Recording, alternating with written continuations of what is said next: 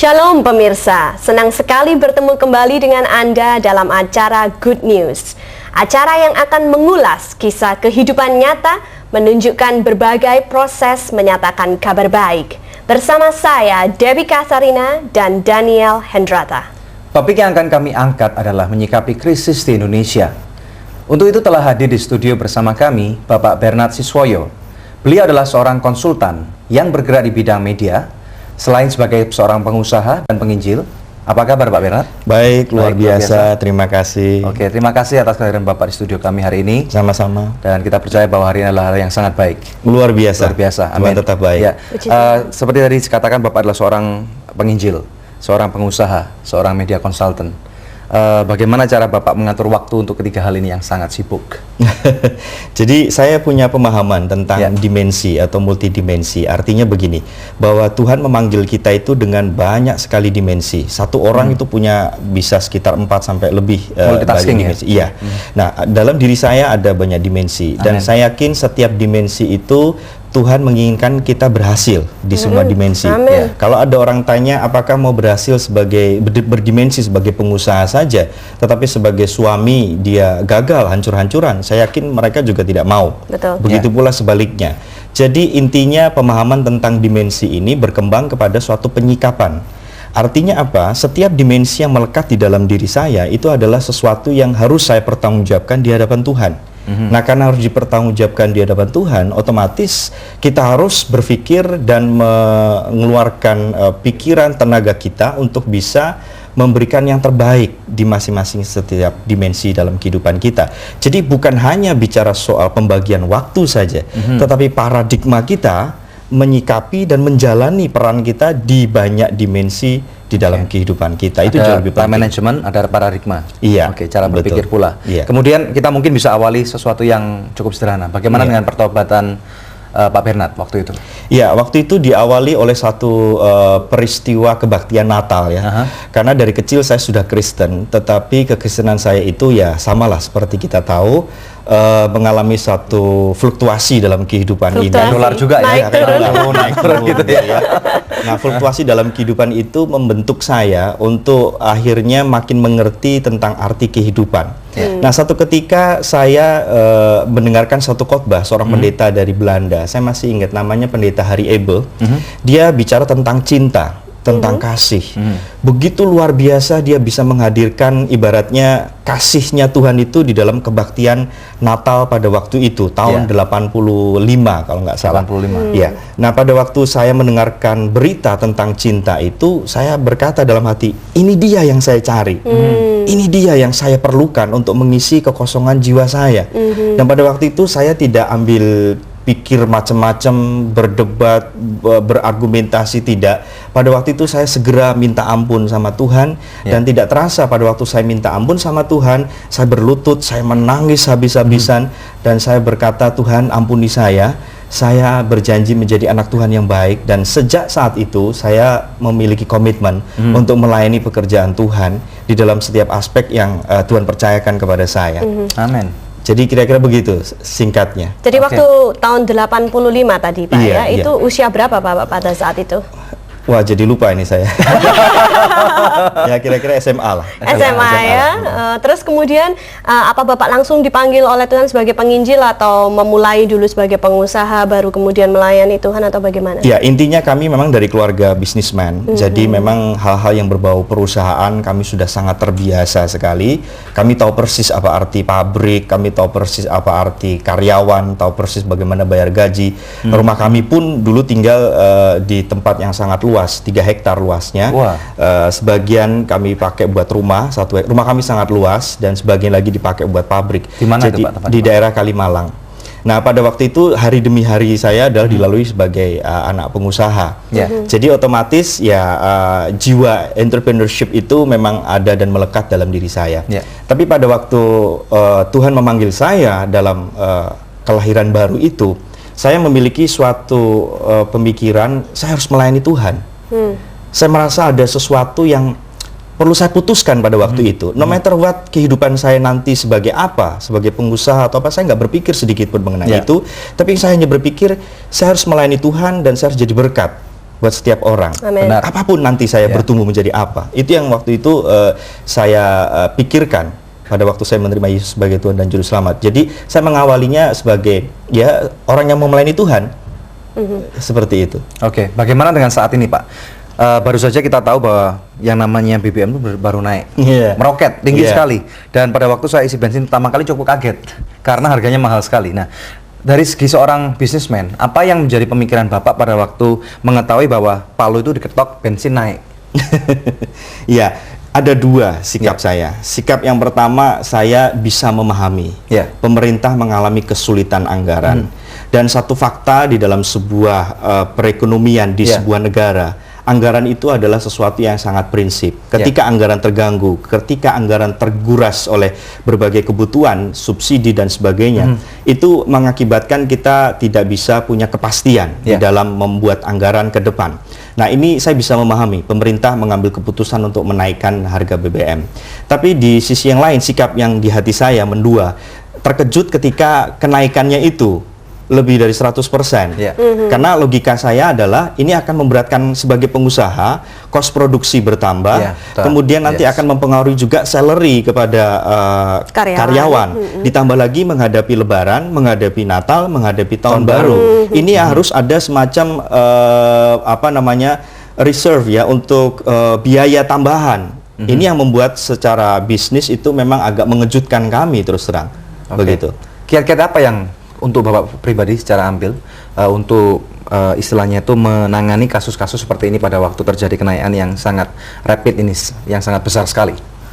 Pengorbanan dalam arti apa Pak? Artinya apa? Kita harus memotong biaya-biaya yang tidak perlu, yang overloaded di setiap divisi atau departemen, ini kita harus potong ya. Jadi untuk punya saving kira-kira. Saya rasa itu langkah bijaksana. Oke. Baiklah, kita akan lanjutkan perbincangan kita setelah break ya Pak ya. Pemirsa, jangan kemana-mana, topik kita hari ini sangat menarik sekali, bagaimana kita menyikapi krisis yang ada di Indonesia. Good News akan kembali setelah informasi yang satu ini.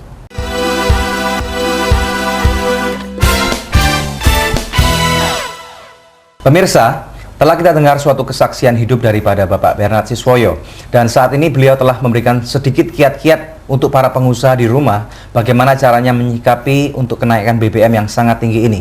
Kembali kepada Pak Bernard, Debbie, bagaimana menurut Pak Bernard untuk hal-hal yang selanjutnya untuk masa depan bangsa Indonesia ini? Ya, waktu saya melakukan perjalanan selama 2 bulan penuh di Amerika dan Kanada, ada beberapa teman yang berdiskusi secara mendalam tentang kondisi bangsa Indonesia. Ada satu pertanyaan yang menggelitik hati saya dan membuat saya susah tidur. Pertanyaannya begini, Pak, Indonesia itu punya masa depan nggak sih kalau keadaan seperti ini? Ini pertanyaan nakal, pertanyaan yang rada sinis. Saya bilang, kamu enak ya di sini di Amerika ya. Kita di Indonesia yang menghadapinya. Jadi, tapi itu harus dijawab.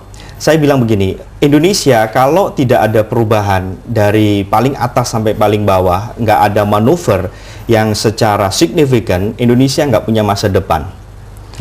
Artinya apa? Harus ada perubahan yang radikal. Cara pandang kita, cara kita menyikapi.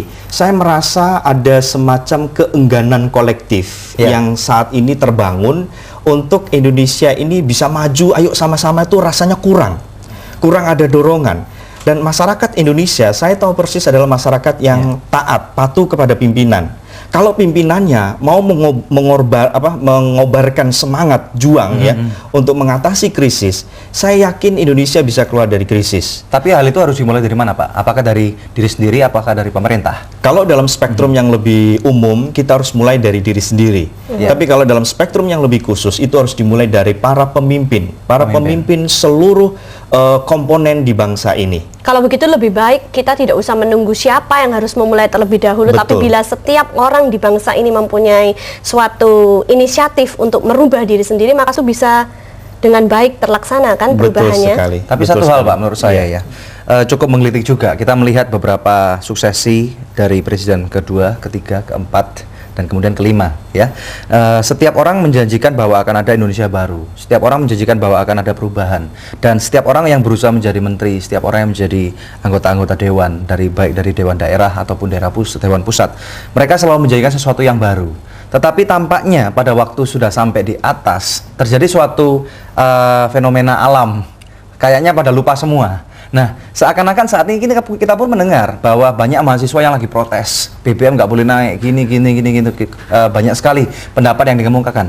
Tapi pertanyaan satu hal, Pak, apa yang terjadi pada waktu mereka orang-orang yang banyak berpendapat itu, misalnya ya, seperti kita hari ini, apakah Bapak percaya pada waktu misalnya seperti Pak Siswoyo diberi suatu kesempatan yang baik untuk memimpin bangsa ini, apakah ada suatu perubahan yang bisa pasti terjadi? Ini pertanyaan susah. Tapi harus dijawab. Setiap pertanyaan harus ada jawaban. Benar. Setiap ada orang bertanya harus ada orang menjawab. Jadi begini, saya melihat pada waktu saya ditanya Indonesia punya masa depan nggak? Saya bilang kalau begini terus Indonesia nggak punya masa depan, harus ada perubahan. Nah, di pesawat itu ya, yang di atas istilahnya di atas bumi Indonesia, di atas bumi ini saya tuh ngelihat ke bawah. Saya membayangkan di bawah tuh Indonesia. Nah, pada waktu saya membayangi Indonesia, di satu sisi saya sedih, tapi di sisi lain saya tuh berharap. Lalu di hati saya tuh muncul begini perkataan, Indonesia kalau mau maju bisa menjadi negara modern, Indonesia itu harus memiliki, membangun dan mempertahankan Indonesia. Indonesia itu terdiri dari 9 huruf. Nah, 9 huruf itu saya artikan. Yang pertama, ini Indonesia, I pertama itu adalah integrity. Integritas. Integritas artinya adalah pancaran kepribadian yang tak tercemarkan dan berkaitan dengan ketulusan hati. Nggak polusi. Tidak polusi, tak tersuapkan, ya. Nah, integritas ini harus dimulai dari 2. Pemimpin. Pemimpin kalau tidak punya integritas, ini tidak akan pernah mungkin Indonesia menjadi negara yang maju dan modern. Nah, yang kedua, integritas sebagai negara.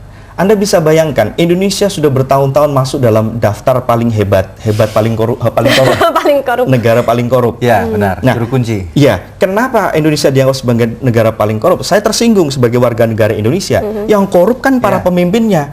Kenapa seluruh negara dijustifikasi negara paling korup? Ya, benar. Nah, ini mencerminkan apa? Pemimpin itu mewakili representasi dari sebuah bangsa. Makanya integritas ini penting untuk dimiliki oleh para pemimpin. Itu harus dimulai dari para pemimpin.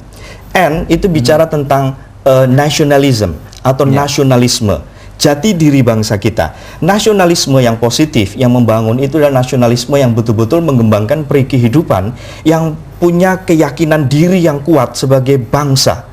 Kalau sudah lebih atau over, namanya ultranasionalis. Itu tidak baik, itu negatif. Sama seperti di Jerman namanya nasionalis. Itu nggak benar. Nazi. Gitu. D itu demokrasi. Kita tahulah demokrasi itu apa. Yang O adalah order. Itu hukum. Ketaatan kita kepada hukum itu betul-betul harus tercermin di dalam setiap aspek kehidupan kita. Saya membayangkan kalau Indonesia tidak punya hukum yang jelas, tidak punya semangat, kemauan untuk menegakkan hukum, Indonesia nggak punya masa depan. Sampai kapanpun. Yang berikutnya N, new mind, pikiran-pikiran baru. Indonesia lahir itu dari mulai dengan gagasan. 1908 kebangkitan nasional. Dokter-dokter di Stovia, Wahidin Sudodaus Dekker dan seterusnya itu punya gagasan untuk bangkit secara nasional. Dilanjutkan tahun 1928. Mereka punya gagasan untuk kita bersumpah satu nusa, satu bangsa, satu bahasa. Kemudian tahun 45 gagasan untuk memerdekakan bangsa Indonesia itu dimunculkan. Jadi negara ini berdiri diawali dengan gagasan new mind, pikiran baru. Di Indonesia perlu pemikiran-pemikiran baru, perlu orang-orang baru yang betul-betul punya gagasan yang baru untuk membangun masa depan kita. Benar. Nah, yang berikutnya itu E, education, pendidikan. Indonesia kalau tidak memperhatikan dan memberikan alokasi yang cukup terhadap pendidikan, Indonesia akan sulit untuk bisa sejajar dengan bangsa-bangsa lain. Kemudian yang berikutnya S, yaitu spiritual life, kehidupan rohani. Kita katanya negara berketuhanan yang Maha Esa, tetapi berkelakuan seperti orang yang tidak berketuhanan. Itu harus kita koreksi secara nasional. Jadi spiritual life ini harus betul-betul kita jadikan satu pijakan untuk kita membangun bangsa kita. Siapapun orangnya. Siapapun orangnya, dari agama apapun, suku agama apapun. Yang I yaitu independence, kemerdekaan. negara Indonesia dilahirkan itu dengan dasar kemerdekaan. Kemerdekaan atau freedom itu adalah satu hal yang paling hakiki yang Tuhan taruh di dalam kehidupan manusia. Tanpa kemerdekaan kita tidak akan pernah bisa memulai apa-apa, membangun apa-apa. Jadi kemerdekaan ini selain kita harus bangun dan kita isi, kita juga harus mempertahankannya. Ya, benar. Yang berikutnya adalah attitude, perilaku kita. Perilaku kita dari semua komponen itu harus mengalami satu perubahan. Dari bermental yang tidak baik, bermental malas, menjadi orang yang bermental penuh dengan antusiasme dan positive thinking. Benar. Saya rasa itu. Oke, puji Tuhan. Pemirsa, suatu penjabaran yang sangat menarik sekali mengenai apa sebenarnya arti kata-kata daripada Indonesia. Ada 9 huruf, saudara. Dan kita percaya ada beberapa pertanyaan lagi yang sangat menarik. Dan apabila saudara tetap bersama dengan kami, Anugerah Press membawa kabar baik kepada masyarakat.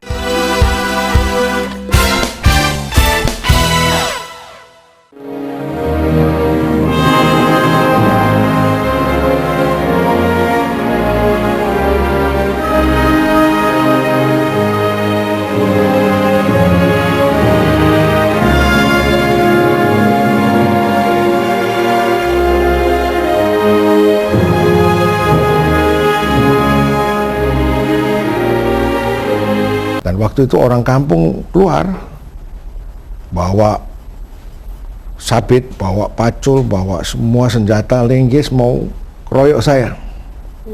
Dan waktu itu saya menjerit Yesus. Dan anehnya mereka stop. People had witnessed David killing this giant, and they thought to themselves, well, hold on, if he can do this, I can do this also. What's different to him than to me? Para pemirsa, saksikan Good News di QTV bersama saya, HB Almantiri, dalam episode Kemurahan dan Anugerah Tuhan. Tuhan memberkati.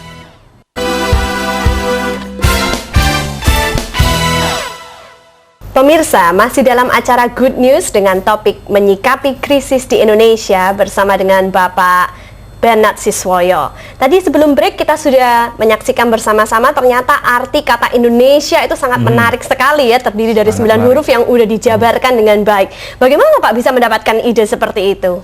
Ini hasil dari suatu perenungan yang cukup lama. Saya itu menangis. Kenapa Indonesia menjadi satu-satunya negara di Asia yang belum keluar dari krisis. Pada waktu saya ke New York, saya ke California, keliling California, itu banyak orang bertanya kepada saya, Indonesia kapan bisa bangkit? Indonesia kapan bisa keluar dari krisis? Dan kerinduan saya untuk Indonesia ini sangat besar. Kita ingin menyaksikan generasi di bawah kita, bahkan generasi kita, untuk Indonesia itu bisa bangkit lagi. Betul begitu. Sekali, ya? Itu kerinduan kita bersama, dan gereja harus berpikir tentang ini. Jangan berpikir soal kebaktian saja, tapi berpikir soal yang lebih luas. Indonesia ini butuh dukungan dari setiap komponen bangsa ini. Oke, Pak. Kembali kepada pertanyaan saya yang tadi, Bapak belum jawab. Apa itu? Apabila Bapak dipercaya sebagai seorang pemimpin, memimpin bangsa yang besar ini, yang multidimensi, yang hampir hancur ini dikatakan, apakah benar Bapak bisa menerapkan sesuatu yang hakiki? Ya.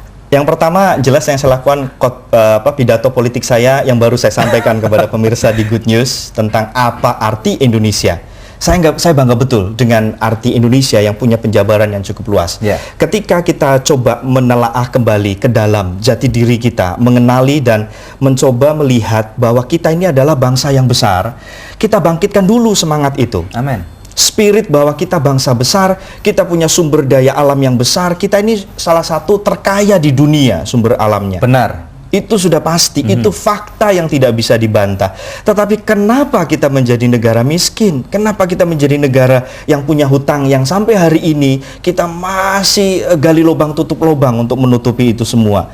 Nah, ini kan karena apa? Karena kita tidak bisa atau kurang mampu mengelola bangsa ini, melepaskan diri dari kepentingan kelompok kita sendiri. Jadi tidak tampil sebagai pemimpin, tapi tampil sebagai pejabat, tampil sebagai presiden atau tampil sebagai ketua partai. Saya rasa itu harus dilampaui ketika kita diangkat sebagai pemimpin. Jadi saya pikir itu yang akan saya lakukan. Artinya apa? Saya harus menjadi seorang pemimpin, negarawan. dengan cara pandang yang maju ke depan. Oke. Kira-kira itu. Mungkin saya boleh tanya satu pertanyaan lagi.